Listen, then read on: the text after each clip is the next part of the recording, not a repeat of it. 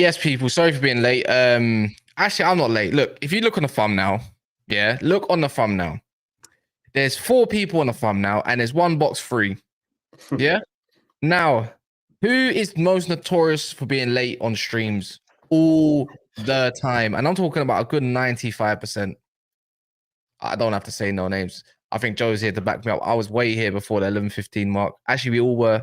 We've been waiting. So yeah, man, it's Monts. When he's here, because I need him to take over because I've got to go to Manchester as I'm going to watch the game for when we beat Chelsea. You know, it's pending. People need to know this. Yeah, man. I'm here to show face. I'm not there tonight. I might be able to get on my phone real quick after at Old Trafford or something to quickly jump in for like 5-10 minutes. So yeah, I might be able to show face later just in case. I'm sure people don't want to see what I have to say if we win, which we are going to, so it doesn't matter.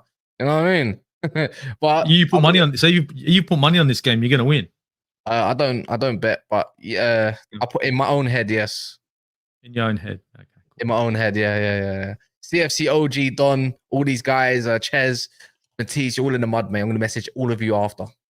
Can't wait. Solomon as well. Message me.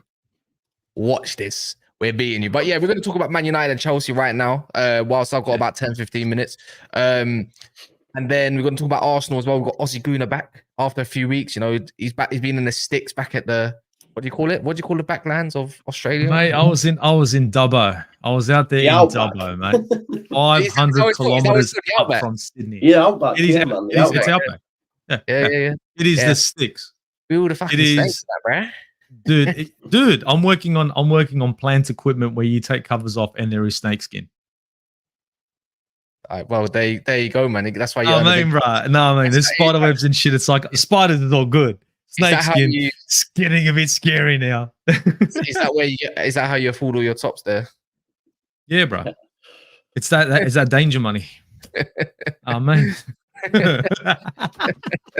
It's all good, bro. It's all good. I'm an Australian, man. We got thick skin. Big up Joe as well. Obviously here pretty much every single Wednesday and Mondays.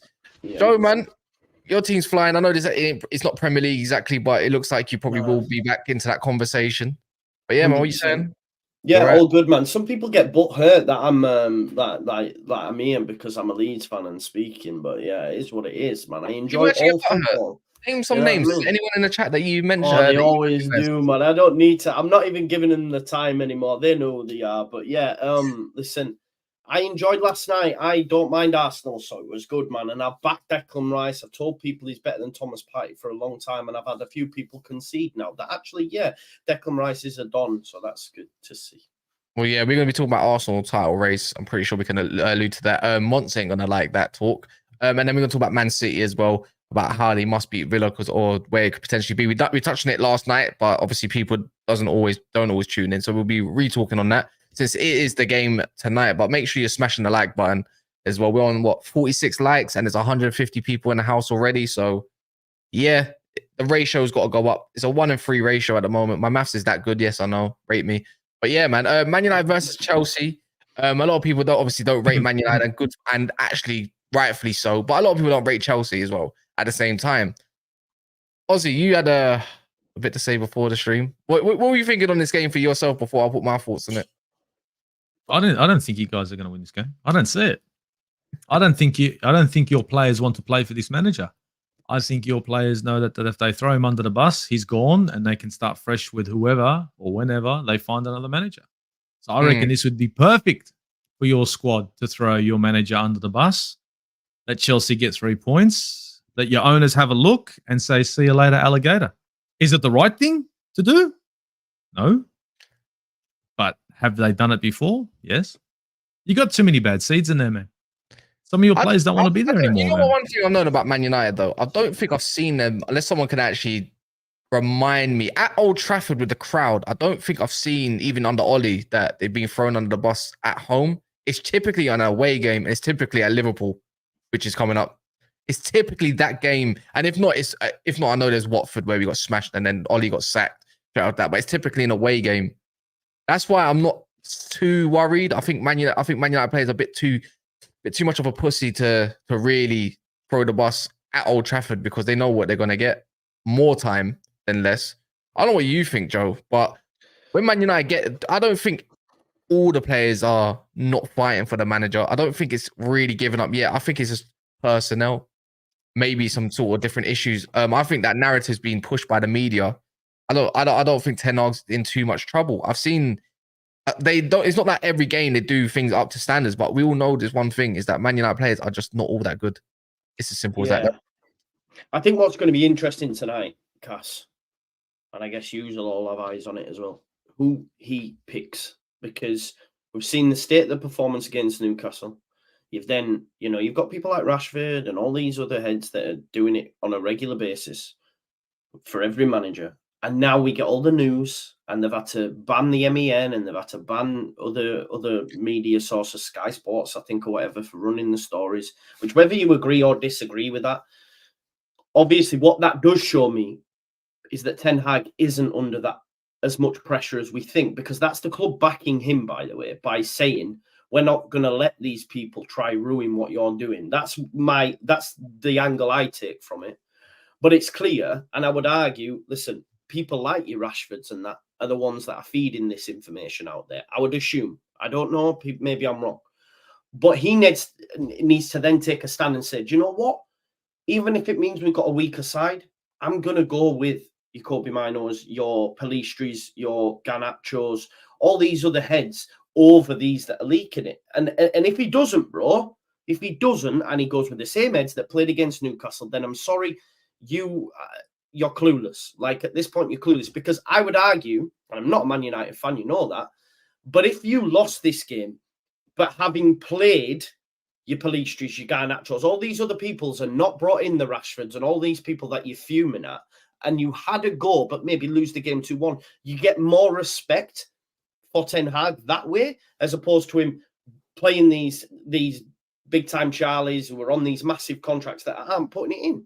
Like, you'll be able to tell me more, but surely that's the best way to do it, because if he plays Rashford and that again, then you have to just say, mate, you're sacking yourself at this point. You are sacking yourself.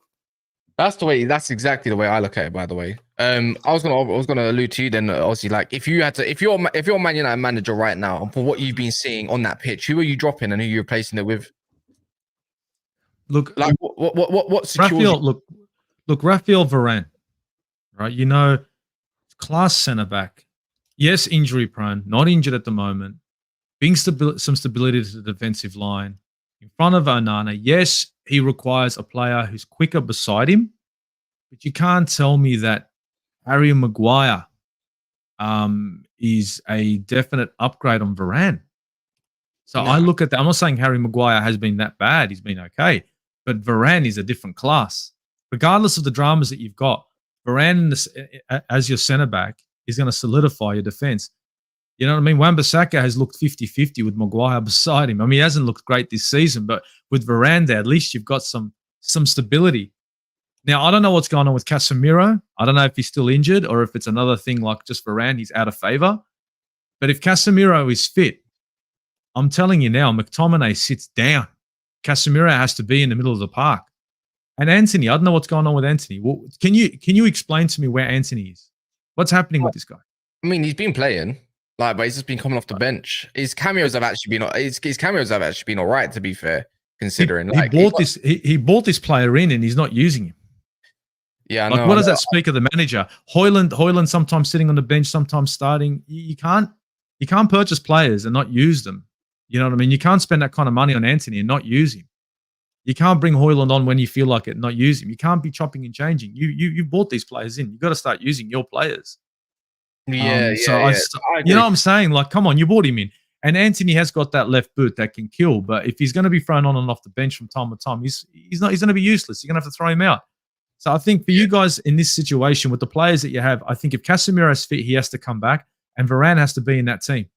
Now, yes, I know Anthony hasn't been great, but I'd rather have Rashford on the left than on the right, to be honest. I don't know what is going on with him on the right, but he seems to be better on the left. I think he needs taken out of the side, you know. And then who comes in? He doesn't rate Anthony. He doesn't rate him. Who do you bring in? But this is the thing. He has to, I don't know, play Pelistri, play Garnacho, play Anthony from the start, Kobe Mino, I don't know who else, Casemiro, like you said, but there's been a falling out there. But it seems to me he's banking on players that ain't there for him. He's been enough Sancho. There's issues with Varane and Casemiro, clearly. But then he's also thinking that these other players are going to drag him out of the mud. But Rashford and all that sort of stuff, they don't look arsed either. So, yeah, I don't know how he changes it, to be honest. It seems like he's on a hiding to nothing either way. The inevitable is going to happen, and I think he will get sacked at some point. I think. Yeah, I was looking at it. Look, this is crazy, this stat right here, yeah. McTominay in the last 3 games, 90 minutes versus Everton, 40 touches. 90 minutes versus Galatasaray, 37 touches. 90 minutes versus Newcastle, 31 touches. That's 108 touches in 270 minutes, an average of 24 touches per game. That's a central midfielder, by the way. Yeah. That is a central midfielder. Now, just to put that into context, bro, right? There's been a lot said about my goalkeeper lately, about his passing ability. Now, the minimum passes he makes in a game, and this is the goalkeeper, is about what? For me, it's been about 25 to 30. That's a goalkeeper. So the fact that your midfielder's only getting, what, 25 touches or whatever it was, that's crazy, isn't it, really, in the centre of the park? That's mad. So, look, I'm on the phone to Mons at the moment. It's late. You know what I mean? But yeah. This isn't late. This is forget about it, FC. Yeah, forget. This is Sancho. This is what this is now. Come on now.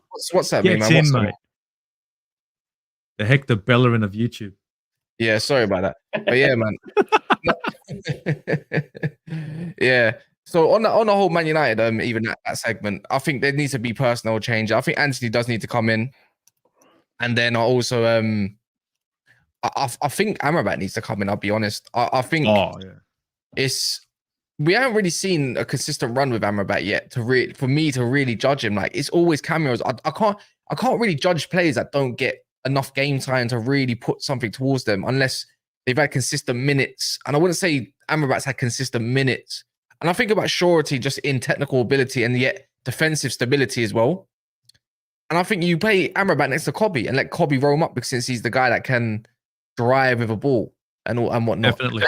And the difference between, if anyone has actually seen the difference between the defense, just go, if you look at the graphs, everyone knows what a graph is, right? Or you go look at a heat map as well, or players, you'll see how far away the defense is away from the midfield. And that's what's the scary part, is it being so open. The last thing I need is technical players of Chelsea being in those spaces, in my opinion. And luckily, there's Action Jackson that does no action, and we might have a chance there. That's the way I look at it personally. But yeah, I'm going to move on a little bit to the Chelsea part of stuff. What do we make of Chelsea so far as well? They're such a hot and cold team at the moment. Exactly. Precisely, hot and cold. Yeah. I'm the same. I don't know what we're going to get, because I thought they'd turned the corner and then they went and put in a stinker against Newcastle. Thiago Silva issues, and then obviously Gallagher gets a red card as well. So there's clearly, I don't know if you can say it's discipline issues. It's probably more so the way Gallagher plays. But yeah, there's issues there. I can't read Chelsea until we see back-to-back games, maybe 3 on the spin. Then we can say, all right, they might have turned a corner. I thought they had, but I think Saeed said it best when he was saying, like, you keep having these false dawns. You get these moral victories against the likes of Arsenal or whatever, or Tottenham or whatever it is, but then you can't follow it up. So yeah, I don't know what, like, at the minute, Man United are consistently bad, although they're getting results. Whereas Chelsea, it's like, we don't know, they're good or bad. It's hard to judge them, man. I once. Fuck off. Anyway, hey guys. Hey. Yeah. Where you been, bro? We've been waiting here. So has everyone in the chat. Explain yourself. That's not good enough. 0, bro. Sorry, that's it. Congratulations, Arsenal, for winning the league. I was wrong. You guys are winning the league. What the fuck have I missed? I was waiting I had my tweets ready yesterday, and I was ready today to come into the stream with all the chest and all the energy for Raya. But Declan Rice is worth about 150 million. So I don't know if you're being sarcastic or not. No, I'm willing to give West Ham another 10. Since we give money away anyway, you might as well give them 10 more million. We saying once anyway to the Arsenal and Chelsea game. Like, what are you giving it? What are you giving it? We just talking about Chelsea at the moment. What Chelsea versus what as in the score prediction?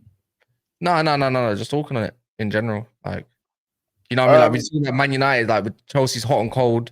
Then we got Man United. I mean, if you see it from the start, you'd keep up the conversation. But we talk about Man United and it, like, you know, maybe players are throwing them under the bus. The personnel, like the starting lineup. If he starts the same team as Newcastle, then he's pretty much asking to get sacked.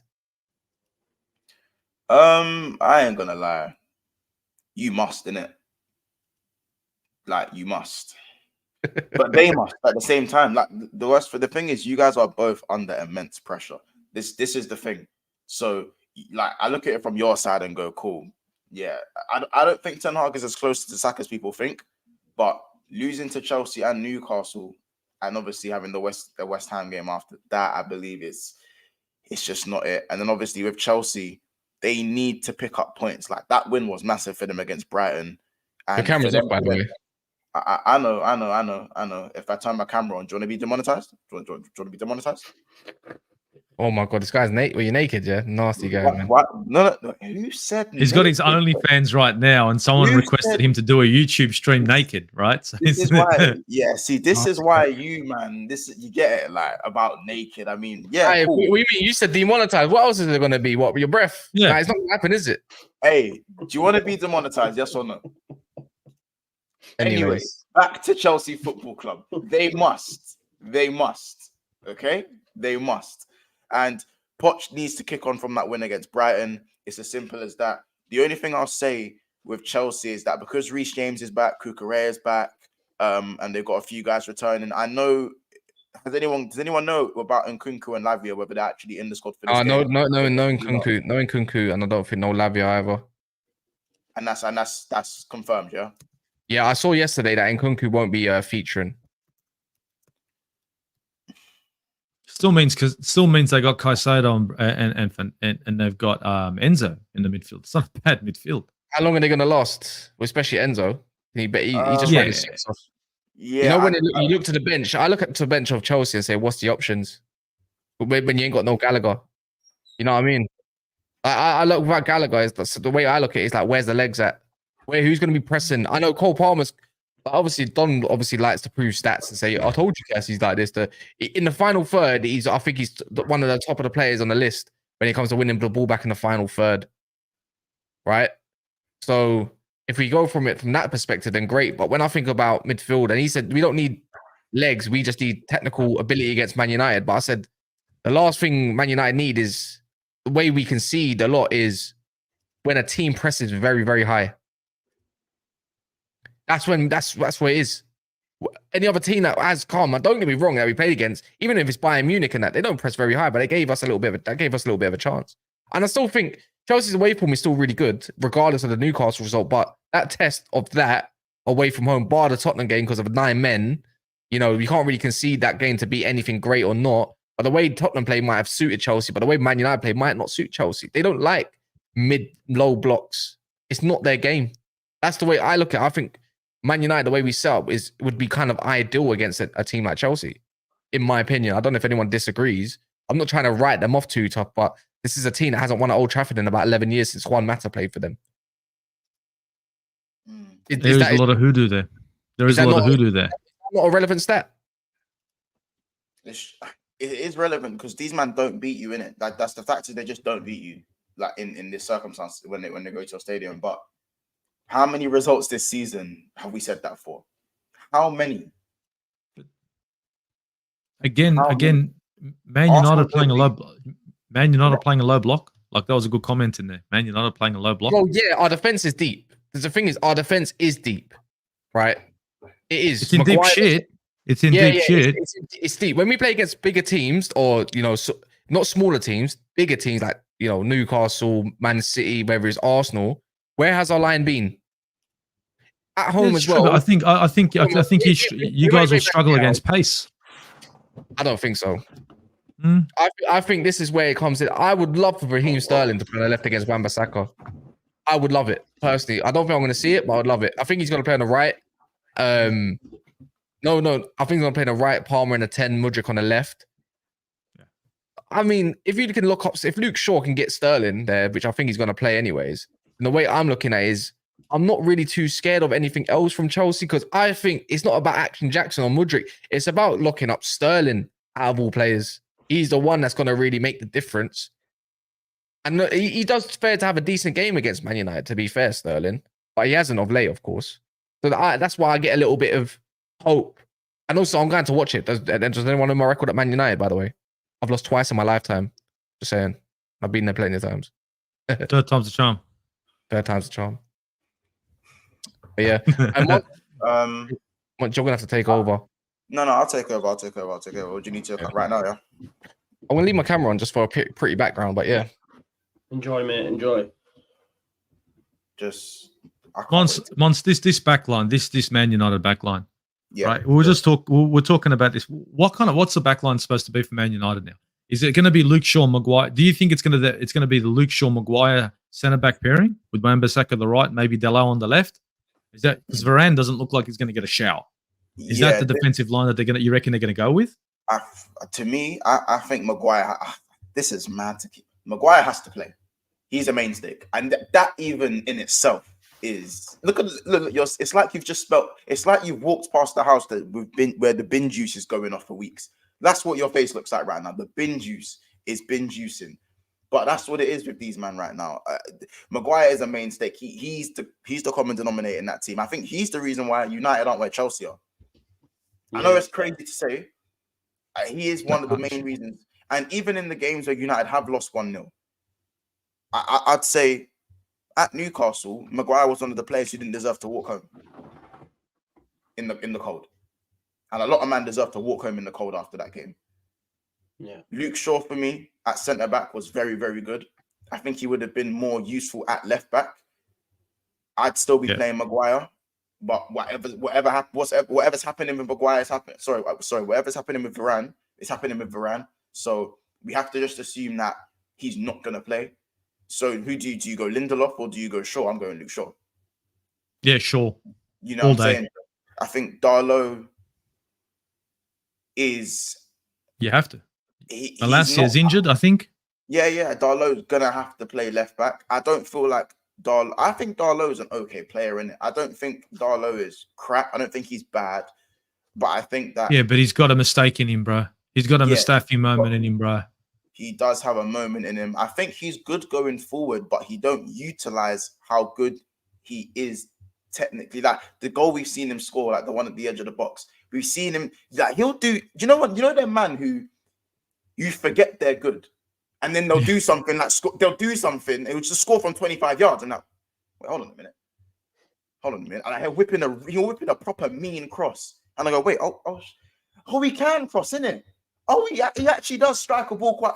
So I hate them type of players where they only utilize their abilities once every 2-3 games.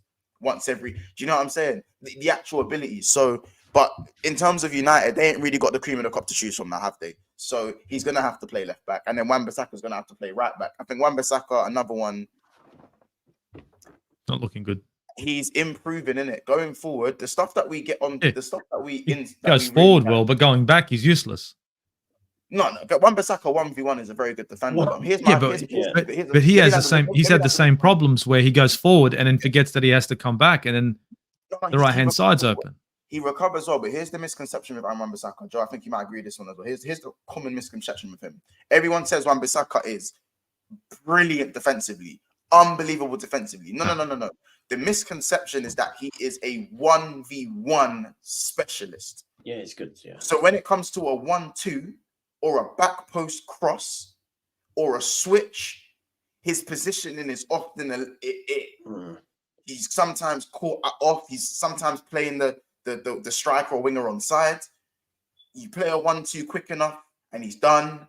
Like his positioning is very much questionable. But because he's so good in a 1v1 situation, I don't think it's talked about how funky his positioning is. Yeah. Off the ball. So that's my worry with Wan-Bissaka. He's not as good defensively. He's a specialist in one defensive aspect. He's not a just defensive he's not a good defensive right back all round. You know what I'm saying? And bro, And United. they're the moments you remember, right? So you've got a tricky winger going up against him, and then Wan-Bissaka takes the ball away, and they're the moments you remember. You're right, bang on. He is very good one-on-one. Yeah, that's why I say that still lacking. You put Mbappe in front of Wan-Bissaka, we'll go, thank you very much. You put someone like Sarabia and Vitinha. You get them to do a 1-2. He's done. Yeah. He's finished. Any techie Spanish man, any techie Portuguese man that's not quick. Micah Richards spoke after the game. Which winger would you prefer to go up against? And he said, this was City, and he said, I prefer to go up against Doku over Grealish. The reason being is Grealish is going to take me into areas that I don't want to go in. He's going to come into the 10 position, and I'm going to have to follow him in there, which is what you. Whereas that'll be the same for Wan-Bissaka. You'll probably say, you know what, I back myself against Doku one-on-one. But Grealish is going to wander in areas and do 1-2s that I don't want to be in. And that's what Micah Richards was saying, which is what, you're saying in a roundabout way. It depends which winger he's up against, right? This is why it's like, if you're looking at Wan-Bissaka, he's going to have to play. And then if I'm Poch, are you looking at Mudryk? Because Mudryk's probably the best player for Wan-Bissaka. Will go Mudryk all day long. Thank you very much. Yeah, because one-dimensional. Yeah, all day long. If someone's a little bit more tricky, like Sterling, who, yes, does have the pace to go direct, but can also, again, take you into areas, you probably want to get Sterling up against Wan-Bissaka, but probably tell Sterling to not take him to the byline, because you're not gonna get anywhere if you go byline. Cut in and link up with Cole Palmer and make it happen through that. And then that's when I think you give Man United problems. But in terms of that back line, we're talking Wan-Bissaka right back, Maguire and Luke Shaw as the centre backs, and Darlow left back. Yes, they've got 4 wins in their last 6, I believe, Man United. But look at the opposition. Yes, yeah. Look at the opposition, man. Yeah. So I've just been looking, bro. They haven't actually won a game against a team that's in the top 10 this season at all. And I know Chelsea are like 10th, clinging on, but Man United have not won against a team in the top 10. So that's quite a wild. I believe it's 30. I believe it's 1 point in 33, and that 1 point was the 2-2 draw at Spurs. Wow. So yeah, it's not looking good. Yeah. So yeah, exactly. That says it all. So it is a mid-off. Does anyone actually think these guys cancel each other out just because of the lack of quality? Draw. Yeah, I thought they could draw. I think they could draw 2-2, something like that, 1-1. I do think that, draw, and that doesn't help either, does it? Really, it's just a bit meh. So yeah, 2-2. Yeah. I think, bro. It's so weird because this is a game we usually have so much pedigree. On paper, you look at Chelsea and you say to yourself, how could they draw against this Man United team? But in reality, when you see them play some football, and 1 minute it's good, next minute it's Shambhala. It's like a cloudy day. You don't know when the sun's going to shine through. That's Chelsea Football Club. But Ozzy, do you want me to be honest? Yeah. I think Chelsea smashed them, man. Yeah, if Chelsea come to play like they can, they'll wreck Man United. But you don't know if they're going to show up. Like, I know, but betting man is just doing this. No, I know. Listen, betting man, you probably want to stay away from the game. But do you remember when Chelsea got smashed by Man United last season? Yeah. But does anyone actually remember how when Lewis Hall was playing for them? Lewis Hall started in that game, and did he? Chelsea, Lewis Hall started. Chelsea dominated Man United in that first half. Chelsea missed about 4 1-on-1s. Like they just couldn't put the ball in the back of the net, but they outplayed United on a matting, and they ended up getting smashed. Right. My thing is that with Chelsea, if they can get the ball in the back of the net. Yeah, if they can really get the ball in the back of the net, I think Chelsea, honestly, if they turn up how they turned up against Arsenal, against Liverpool, against Manchester City, against Spurs, United are dead. I know it's not even 8 p.m. yet. They're getting oiled up. They're getting oiled up, man. But that's the thing. That's the thing. If they turn up, that's the problem. We all know what Chelsea are capable of. But it's when are they going to be capable of this? Is it going to be today? Is it going to be tomorrow? That's the problem. Most Chelsea fans right now don't know what to expect. So look, but think of this as a Chelsea player. I'll be thinking, okay, cool. We're not having a great season. It's up and down, whatever. But I'm talking We've gone to City, match them. Mm. We've gone to Arsenal, match them. We've gone to Liverpool, match them. We've gone to Spurs, beat them. You know what I'm saying? Like every one of these teams, Chelsea are probably looking at this thinking, we've gone to every top 6 team traditionally and done well.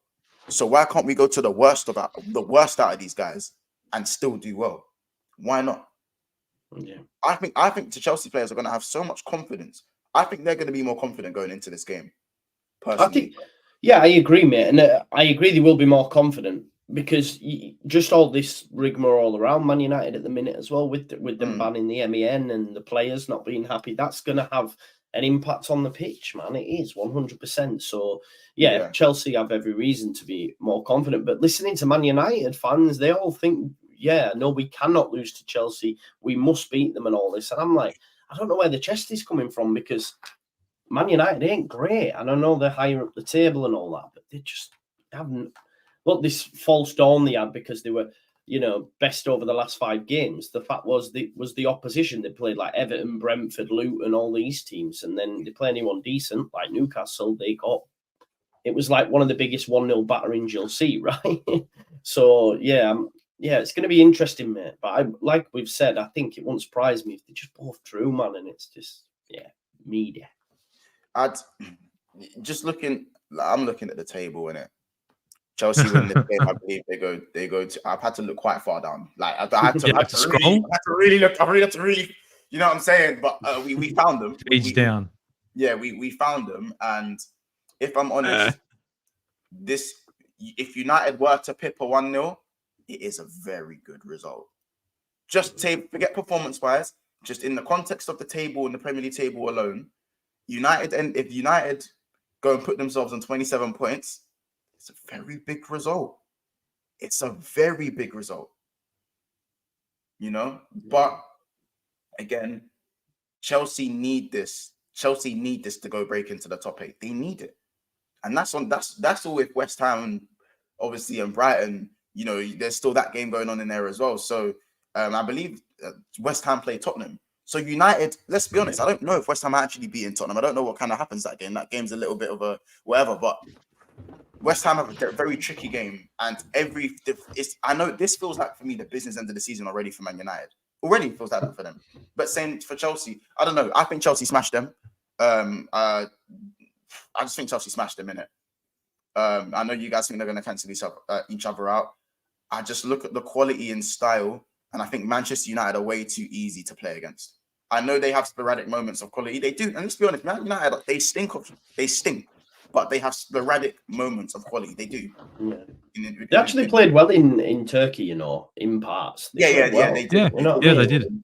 Yeah. But again, it's like, look, what we saying for the bar, guys? Oh, Galatasaray away. Man United actually played well that game. No. We should be saying that about Galatasaray. Galatasaray actually played good against Man United. They actually put in a good performance against Man United. Since when are we putting Galatasaray on this whole part? That's a difficult game. Yeah. That's the level's crazy. Man United are playing well against Galatasaray, and we're like, oh, do you know what? I see something. That is crazy. But that's just I think what puts it in perspective. It's what you put into perspective against Newcastle. That game against Newcastle, the scoreline says 1-0. The game said something different, but you watch that game, you watch a Newcastle side that's injured like you won't believe. There's injuries everywhere. Players missing you left, right, and center. Lose their goalkeeper, dominate the game. Like literally dominate the game. They were having their way with United. And it could have been worse. Isak could have put 2 away and didn't. United were lucky to lose 1-0. It could have been so much worse. So, and this is a weakened Newcastle team that most people are saying, this isn't the same Newcastle side we saw last season. United struggled. But the thing is, and that's what's so funny. Newcastle have more injuries than Man United at the moment. Yeah. And the narrative was Man United were the ones with the depleted squad. Like that was the narrative. Like everyone is banging on about Chelsea and United's injuries. Yeah, like banging on about Chelsea and United's injuries. Newcastle had quite a lot of injuries as well, but you're still getting and a keeper. and the keeper. Yeah, the keeper's done. 4 or 5 months, I believe. He's done. Yeah, Pope. a long time. Pope's gone. He's done. Yeah. It's Dubravka season. It's crazy. And how about this? I reckon Dubravka won't even do that bad. Just because of how Newcastle had this whole stigma of whoever's playing, whether it's Anthony Gardan, or whether it's Miley, whoever walks into that team is running at 100 miles an hour for 90 minutes. Mm. You know what I'm That's saying? the thing. You run your socks off and you leave it all on the pitch. That is not the stigma at Manchester United. That is not this, you know. So I know we're going back and forth with the Chelsea, when the Man United Chelsea game, but that's just kind of where I stand. Do you know the mad thing is though, Monster? I'm looking at it. Obviously, Villa City kick off at 8:15. Now you can watch any game because it's on Amazon. I ain't watching Man United Chelsea. That's the mad thing. When you're thinking back in years gone by, you're thinking that's the game. Whereas Villa City is the game out of them two, to be honest. That's going to be more interesting, man. And that shows where they're at. For me, anyway. No, 100%. This is top 6 battle, man. Yeah, exactly. Yeah, that's what I'm saying. Can you believe it? Yeah. Villa versus City, yeah. By the way, quickly, people, just on a side note, there's 450 people in the house right now, fluctuating. It's probably going to rise to about 500. And currently we are sitting on 143 likes. So let's bump up the likes ASAP. This is your chance to kind of click the like button, subscribe if you haven't already. Of course, we're heading to 17.7 thousand subscribers as well. We want to try and get to 20K at least by January, pretty much. So again, keep supporting the channel. The chat's beating off and it's amazing. It's looking great. So again, smash the like button, make sure you subscribe and all that good stuff. Make sure you're also subscribing to Aussie Gooner's channel as well. And make sure you're also subscribing to Joe's channel as well, giving them lots of support. As I said, if you support us, support the people around us, it means the world. So make sure you guys get on that as soon as possible. But yeah, so have you done score predictions? Obviously, because we'd already started talking about this before I jumped in the stream. So have you guys sorted out score predictions for this game? 2-2, man. I'm doing that. Draw. Okay. 1 apiece. I'm going 3-1 Chelsea. I'm hoping that happens. I'm going 3-1 Chelsea, man. I can't really see anything other than... Listen, if United prove me wrong, I'll give them their flowers tonight. Yeah, hell yeah. I'm on the show tonight. I'm on the show tonight, bro. So I'm obviously going to give, I have to give them their flowers. You know what I'm saying? It is one of those things, but I don't see United getting a result from this game. I just can't see it. Chat, can we get some score predictions in the chat for Chelsea United? Because I just want to see something. I want to see what the let's see what the movement's like. I generally want to see the general consensus. I want to see the general consensus in the chat because there's a lot of United fans in here, and some of them actually agree with me. You know what I'm saying? So it's one of them ones. See, look, yeah. What's going on there? Yeah, and I'm just looking at the chat right now. And I'm seeing the scorelines. You know what I'm saying? The Gould says 3-1. Look at this. A lot of Chelsea. There's only one United scored there. Charlie 4-1 United. Yeah, bad guy night. Yeah, allow me. Happens. Look, Desmond 2-2. 12-0 Chelsea. See what I'm saying? I think that is kind of the general consensus. It's mad. But yeah, that's what I'm thinking, really. That's just what I'm thinking. I think anyway, let's move on. You get more sense out of that, to be fair. That's can't lie. Than Cass when Cass is sat there. You don't know. We don't know if that's Daps, guys. We don't know. That's just the person from Man City. We don't know. Daps is doing his City Pro, his budget version of City Pro. Now you're speculating. You are speculating that he's Daps. There is no proof that that's Daps. No proof. Kaz ain't holding a Man City pillow. How do you know that? Kaz ain't doing that. How do you know he hasn't changed sides? Nah, man, it's Daps. Is it Daps or Kaz? Is it Daps or Kaz? Vote. Is it Daps or Kaz? Let me know if that's Daps or Kaz, isn't it? Let's swiftly move on though. Let's move on to Manchester City. Will they beat Villa? Well, they must beat Villa. You know what I'm saying? And how you guys kind of looking at that game, because no Rodri, no Grealish, and Doku is a strong doubt for the game. Now, is this kind of one of those moments where Man City just smack them 3-0? and everyone goes, "Oh, damn, I forgot it was City. Forgot who these guys were." Or is this a moment where no Rodri, no party? I think Simple Villa maths, win this, no you know. Rodri, no party. I think Villa win this. Villa have been amazing at home. They're in great form. I honestly think Villa win this. The fact that we've seen the drop-off City had when Rodri was out previously, the fact that the left-hand side has issues, if Doku's out, Grealish is definitely out. Yeah, I think Villa could do them, you know. Watkins is on fire. Douglas Luiz is on fire. Defensively, they look great. Yeah, I said at the start of the week, and I'm still backing it now. I think Villa win this, and it's going to really shake it. Do you reckon that's due to United's attack or United's defense? Sorry, do you reckon that's due to City's defense or to City's attack? Like, what is the?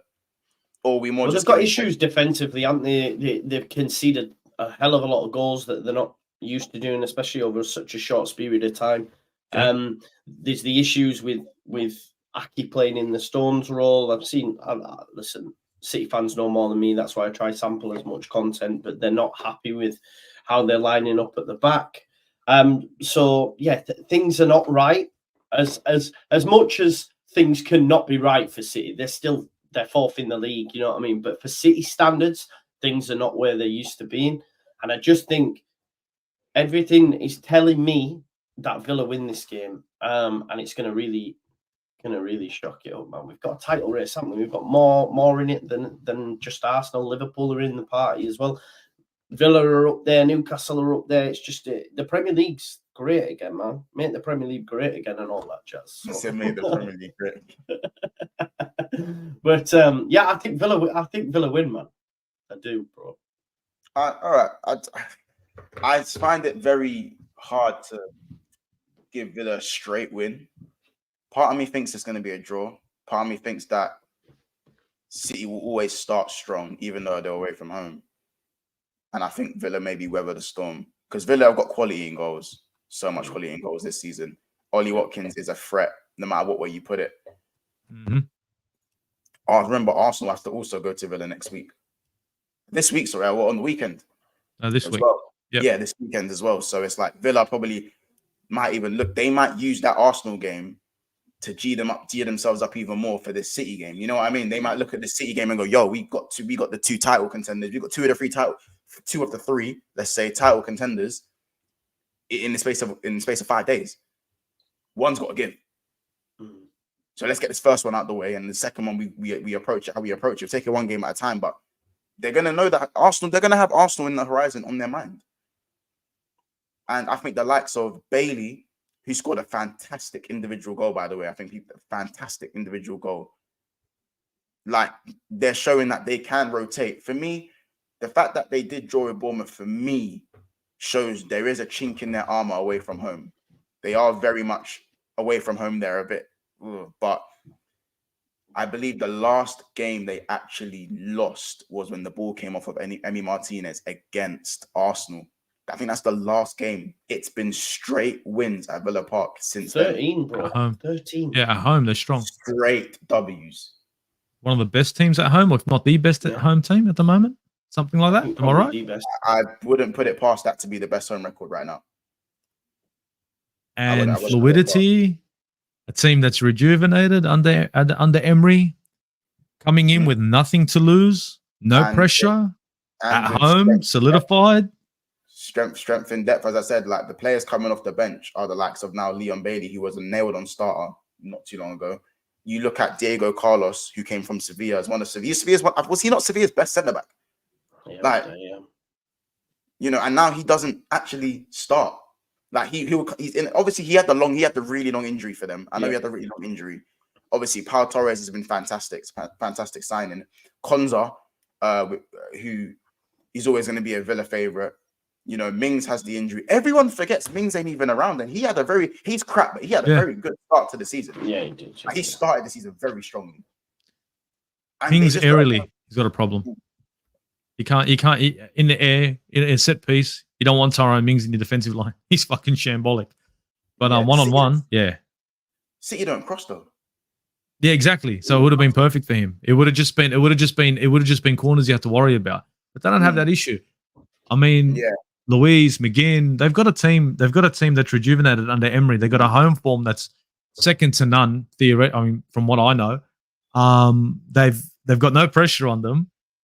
Mhm. City are looking a little bit shaky at the moment. If anything, the pressure's all on them to perform. They've got the squad. They've got the we are the champions last season. We are the best in Europe, the best in the world, arguably. And now they're coming to Villa Park. And I think the pressure's all on City with a lot of injuries. And honestly, I agree with my man. I was thinking that Aston Villa could walk away with this with a 2-1. I honestly thought that when I saw this game come up after City's last performance. Especially with you winning so late yesterday, bro. It puts added pressure on them. Do you guys think Villa are looking at this fourth spot as well as United, Spurs? You think Villa are looking at this fourth spot? Like, we're talking end of the season. Like, we're talking, why not? Why not? Why not? I thing know is, you use Newcastle as the barometer, Monts, because we were all saying this about Newcastle, and everyone would be saying that same message. Newcastle did it. We can do it. Do you know what I mean? And I would argue Villa have a better squad than what Newcastle did last season, for sure, numbers-wise, in terms of bodies. So, and they've got, for me, outside of Klopp and Pep, the best manager. The best manager outside of Pep and Klopp in Emery. So, do you know who else they've been missing? Who I think at any point, I don't know how he gets integrated. For me, I don't know how he actually gets back into the team. Buendia. Yeah, I don't know when he's back. He's out for a while. He comes up at the end of the season, but Jacob Ramsey. Jacob Ramsey just come back. Yeah. Top player. And he's a player. He's a real player. Mm-hmm. It's just more depth. It's just more strength in depth. Someone gets injured, Jacob Ramsey comes in. So where do you see this team weakening, really? Unless like the only position I say, cool, if he gets injured, if Watkins doesn't play, that's the only thing where I look at. I go, where's the striker? I go, who leads the line? I know Duran plays, but Duran isn't Ollie Watkins, respectively. No, you know. So do you know what? Do you know what as well, Monts? Like when I'm just looking at their home form, I don't think they've scored less than 2. Right? They beat Brighton 6-1. They beat West Ham 4-1. They beat Luton 3-1. They beat Fulham 3-1. They're scoring goals as well. These aren't just like little 1-0s here and there. They're scoring goals. I think they're level on goals. Here's a stat: they're level on goals with Arsenal. They've got 1 more goal than Liverpool. They played less. They haven't even played 15 games. Arsenal have just scored 4 goals. Arsenal have just netted 4 goals, and Villa are level on goals with them. You know what I'm saying? Yeah. They're the team, man. Honestly, it ain't going to be easy for City. Not a chance. No. Like 33 goals is not a joke, but I do think they have conceded 20 goals. And one thing I do want to give the flowers to is probably Pau Torres came in, and he's obviously there's been a few stinkers in there. Look at the Newcastle game. You look at the Liverpool game, but we're 14 games in. Cool, you're allowed to have 2-3 off games. But apart from that, should he be getting more flowers? I think he's got Pau Torres, I think, is going under the radar. He was heavily linked to Spurs. Spurs have been after him for a long time. You know. I just think there's a few defenders in this league right now that are obviously they're not the Salibas, they're not the Van de Vens, they're not Van Dijk, you know, they're not any of those guys, but they are so consistent and doing so well. I think it's going under the radar. I think Pau Torres is one of them for me. I also think that Jamal Lascelles is one of them for me. That like those, that Jamal Lascelles remontada, it don't even make sense. Yeah. Someone told me about Jamal Lascelles start of the season before any of this. While Botman and Shah are there, I'd be like, do you even watch football? That was what we doing then. Bro, I put it out there, right? I put it out on my Twitter. Oh, forgot about Lascelles. Won't mind him in the Championship with us. And I got battered off Leeds fans, right? And then when he played against PSG, I retweeted that tweet and I was like, Champions League Lascelles, you know. Because it is the turnaround from it, to be fair. Yeah. And I think that's credit to Eddie Howe to keep, because he's been there since the Dummett days. He was playing ball with Dummett in them, man. And Richie and played against Man United, right? He battered them up as well. Dummett, Like, remember in the back line was Lascelles, Dummett, Richie, someone else. I can't remember who the other Yeah, one you're was. going back, man. It was someone else. Chat. Who was the other? He was the fourth in that back line. Was it Trippier? Someone in the chat will know. Someone in the chat will know. Trippier. Oh, No, are it you wasn't talking way Trippier. back when? Are you talking way back Oh, when? way back, not Trippier. Oh, right, okay. Was it not Colaccini? Oh, is that too far? You're back? going far. That's No, you're going way. No. It's reaching way back. I don't know who. I just need to remember who else is in that back line. I'll remember it's escaping. It's escaping me. But anyway, just going back to Pau Torres, Matty Cash, Pau Torres, Diego Carlos, and Digne. People aren't really speaking about what Digne is doing as well. Defensively, sometimes shaky, but he complements Watkins so much. If you get that left, if you really let him cross the ball, he is. Is it safe to say he is one of the better crosses? He's one of the best crosses in the league in terms of wing back. Delivery is great. Is great. Very good delivery. Yeah. Manquillo, that was the one. Manquillo, yes, that was the one. And Kraft as well. Emil Kraft, I believe. But yeah. So I say Moreno better than Luca Dean, but there's a reason Luca Dean's playing every game and Moreno's not, right? That so I think man, and that's still strength in depth. Moving forward, You know what I'm saying? Moreno started the season very strong. Yeah. It's a different dynamic. It's Emery saying, look, I can play with having Digne on the left hand side. It gives you that. I'm not saying Zinchenko, but it gives you a wing back that can go forward and deliver. Mm-hmm. You know what I mean? Changes the dynamic. And I think Emery, look, the one thing you can say about Emery is he uses what he has. He looks at the players that he's got and he tries to create a formation that suit. He adapts his style to the players that he has. And that's why, to be honest, when he was manager at Arsenal, I just thought decent manager, just never got backed. Now that he's Aston Villa, he's allowed to do what he wants, and he's really painting a really nice picture right now. And time as well. I think he was only asked for a season and a half, innit? Yeah, didn't get too. No time at all, bro. No time at all. Literally got taken off like a band-aid, thrown out like a dirty rag. Bad man. Bad. Was you Emery out though? When Emery got sacked, was you Emery out though, or was no? You kind of... I've always been the owners out, mainly because they never back their managers. I'm still always going to be the owners out. The Cronkies. Yeah. The Cronkies threw Emery under the bus. Did you see the squad that he had and where he took them? That shit. That was if that was a car, that was Flintstones quality, man. There was a hole in the floor, and he still got something out of him. Come on, now you got a tune out of that. You got to hat off to the man. Give him a clap. Seriously, man. Imagine you give him 400 million. Yeah. Nah, I do hear it, but you're not in a great position now, so I guess everyone's happy and everyone wins. To be fair, yeah. Chat score predictions. Man, score predictions. What you guys think? 2-1 Villa. 2-1 Villa. I agree. 2-1 Villa as well. 2-1 Villa. You man are going for it.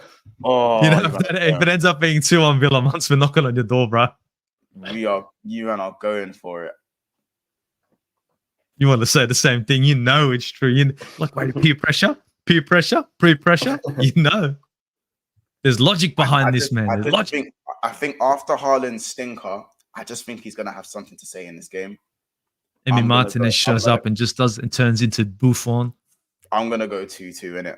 I'm gonna go 2-2. Actually, no, I'm lying, man. I'm gonna go 2-1 City. I think City are the ones to. I'm gonna go 2-1 City. Okay. We shall see. Don't worry. Listen, hey, if it's 2-1, if it ends up 2-1 Villa, I'm here for the party. I'm so here for the party. I'm here. I'm around. I'm around. Daps, I'm around the road. Daps, I'm around. But my football brain's telling me once 2-1 City in it. But we'll have to see. I'll be real. The chat's leaning towards you lot. The chat ain't really agreeing with me, to be fair. A lot of Villa shouts. And Villa looking this season, man. Villa are looking a different team, a different animal. Unpredictable. No team's facing Aston Villa thinking this is a walk in the park. No. We're gonna have them very soon. I'm not jumping for joy that I'm playing Aston Villa right now. Not the way they're playing. Dangerous kind of football. This is what I'm saying. So we'll have to see. What did you guys? Did we do? Any? Do you want us to run through? Let's run through some of the score predictions for all the rest of the games, just quickly. We got Liverpool, Sheffield United. What we saying? 7-0. Excuse me. 3.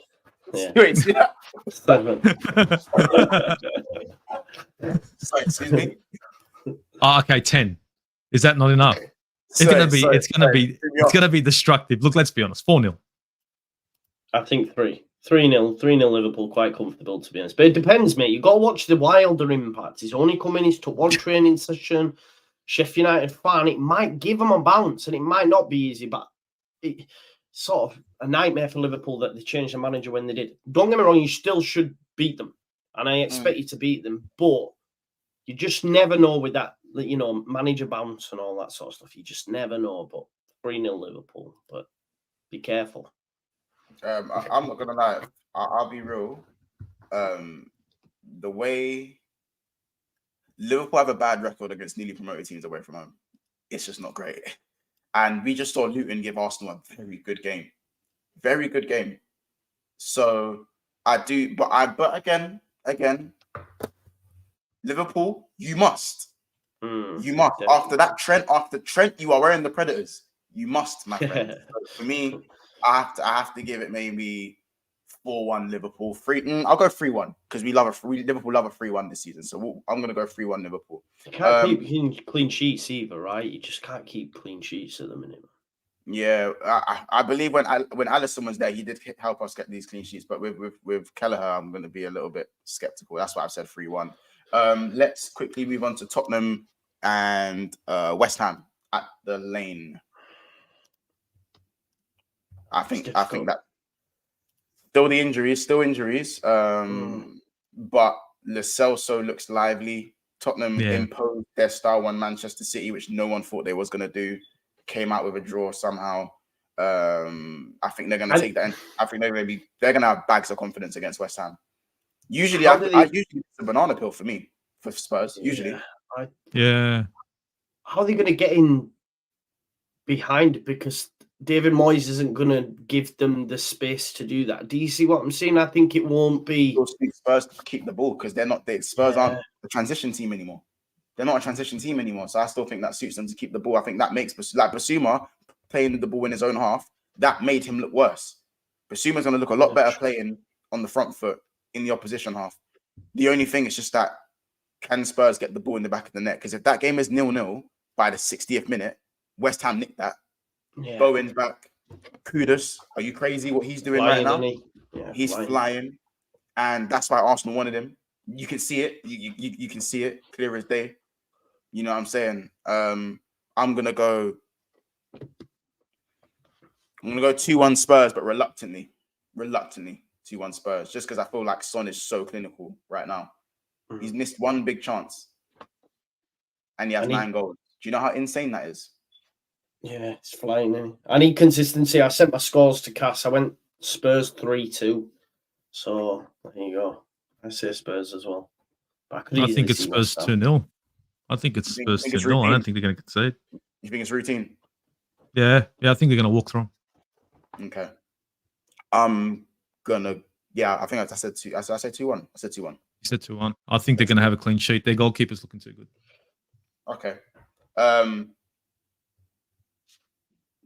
Do you know what we haven't spoken about, Mons? We haven't spoken about that third little thing there saying Arsenal title, have we? So I thought we started Man U Chelsea. So you started. So you think? Listen. Let's run that. Let's get at least 10 minutes on this. Arsenal apply title race pressure. I mean, when it comes to certain results and the way you win games, that is the mark of champions. As in, not saying you guys are going to win the league, obviously, like straight up, oh yeah, you've won the league. But that was a serious, you guys were seconds away from possibly not even being top by the end of the game week. If Liverpool if we went and smashed Sheffield United and you lot won, we would have been led 1 point. We would have been held on goal difference. Yeah, exactly. That's how big it is. And I have to make it so similar to what we done against what Liverpool done against Fulham. 3-2 down. Yep. and you get the job done. Comeback FC. Fuck the performance. Get the job done. Not every game is going to be glitz, glamour, pretty football, an abundance of chances created. Sometimes games are going to be a dogfight. Are there concerns in the Arsenal team? Yes.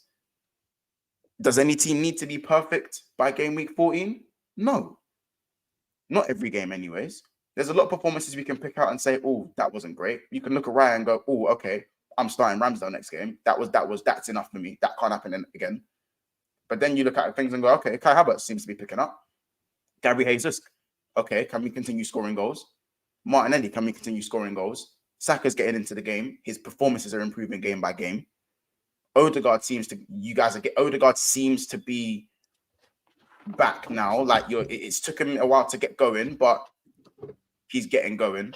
The defense, this is not really the one game we could really question the defense, really. Only the one game, really. Defense has been so good. I think from set pieces, you guys were really bad, but who cares? Who cares? Declan Rice is the difference maker, you know. Declan Rice. I'm saying who cares? We weren't good against Fulham. Who cares, though? Like, when you win the game in that fashion, who cares? Who cares?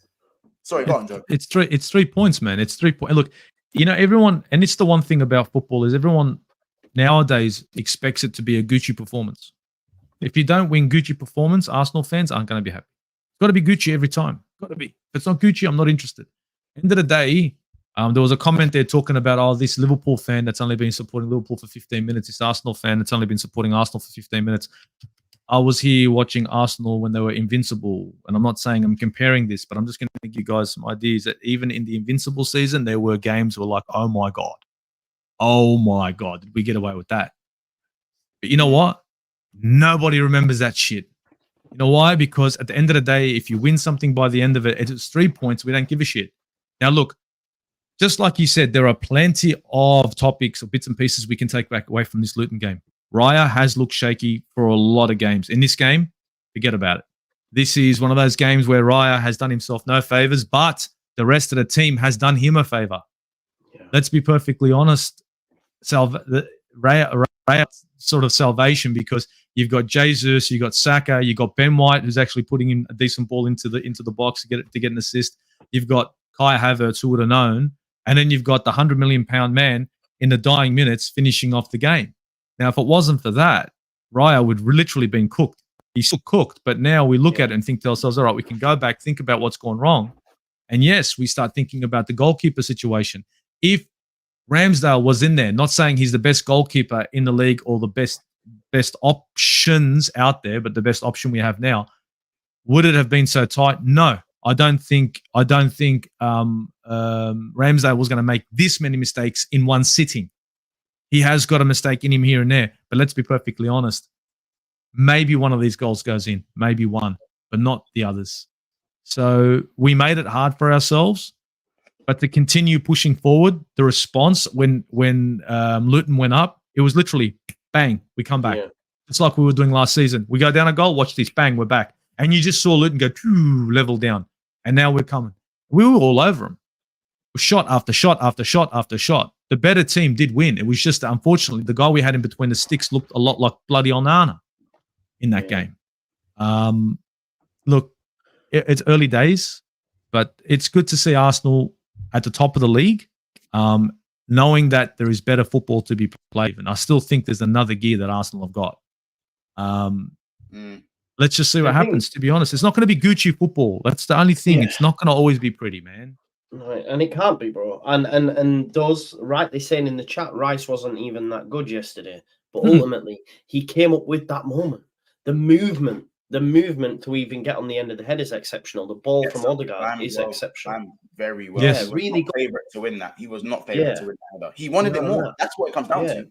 Exactly. And he, for me, is a player that's going to get. He's the type of character. He's the type of player that helps get a club over the line. And for me, he's the best in his position right now on current form, like without a shadow of a doubt. And people will say, "Oh, Rodri's not been great this season." I think Rice is just levels, and he has the ability to take this team over the line. He's already done it, and I know this might sound, but he did it with West Ham. He's been doing it. You know, they won a European trophy. Did they win a European trophy without Rice, regardless of how high esteem you hold this European trophy? The answer is no. Rice was scoring goals in that run-in as well. He's scoring goals for Arsenal. He's doing everything else. For me, what a buy. You've said it yourself, but I've heard Ian Wright say it on Wrighty's house. He keeps saying to West Ham fans, we had your pants down at 100 million. Do you know what I mean? 105. Like, it's going to end up being a bargain for him. And now Havertz is finally coming to play and getting involved, you know? This chant, he is actually scoring goals. Do you know what I mean? Waka waka and all that. He's actually doing it. So, yeah, I think it could be their time, couldn't it? It could be their time. It could be their time. And it's, again, and I'll come back to it, as someone who's not got a dog in the fight in the Premier League right now, it's nice to see competition. And I don't mind City winning it for a fourth time, which has never been done. But I think we're going to have a Premier League season that's going to go to the wire. Arsenal fell off last season. They won't do this season. The experience of that improves the running this time around. And then you've added other people who have won stuff. Regardless what you say, Kai Havertz is a Champions League winner. Rice is a European Cup winner as well. So these have won stuff. They've been in pressure moments before, regardless of what you think of their abilities and stuff. So that helps the team. You've got Timber to come back. They'll also hopefully buy a striker in January. For me, go all out for Tony and you secure the title. I think he could be that pivotal, getting someone that knows where the back of the nets are. So it's all on January next now for Arsenal, and hopefully they don't sit. Because if they sit and rest on the laurels and they lose the league title, then it's like, well, you've thrown it away. Because City will move. City will move in January, I think. Interesting. No, spot on. No, spot on. The Tony move all day. I was saying, sorry, but the Tony, I was saying it before Jesus, that we should have moved for Tony. And I rate him highly. If we can get a striker like that, bloody hell. Now when they say, well, we'll talk about depth, come on. You got depth. Then you got two types of striker there. You got two different types of strikers right there. It would definitely help. But at the moment, I think a striker would be good. But I think we're more looking to midfielder. I think this Thomas Partey situation that we've got going on, this injury issues and blah, blah, blah. We need to try and figure and sort this situation out. I know Declan Rice is playing in that position at the moment, but I think Mikel Arteta has got eyes on another midfielder. Okay. Interesting stuff. But listen, guys, are going to leave it there. We got a lot of football later on today. A lot of football. Midweek Premier League fixtures. I can't wait. You know what I'm saying? I'm pretty sure you guys can't wait. Make sure you guys return for later on after the Manchester United game versus Chelsea. Obviously, instant match reaction. You're going to catch me and a few others there, of course. On top of that, I'm also going to be back live on Big Six Fans as well after that. So you got at least 2 hours of content. You know what I'm saying? 2 hours of content later on today. Of course, guys, if any of you guys want to jump on either of those shows and say, let us know, and we can get it sorted out as well. On top of that, again, make sure you're smashing the like button and subscribing to Aussie Guna and Just Joe as well. Make sure you're subscribing to Never a Foul. Make sure you also subscribe to my channel, Big Six Fans. Yes, I haven't uploaded in the last day and a half. I've been away in London filming something new. Something new which I can't say. So that's why I've been away. And does it involve a squeaky toy? Hell no. Hell no. You know what I'm saying? But it's a global thing. I think you're gonna like it when you see it. So yeah, man. Listen, it's been another episode, obviously, Big. See, I nearly done my Big Six Fans outro just then. Listen, it's another episode of Never a Foul. Guys, make sure you're back after the Manchester United game. Leave a comment, all that good stuff. Keep interacting, keep supporting. We will see you in the next one. Take care, people. There we go.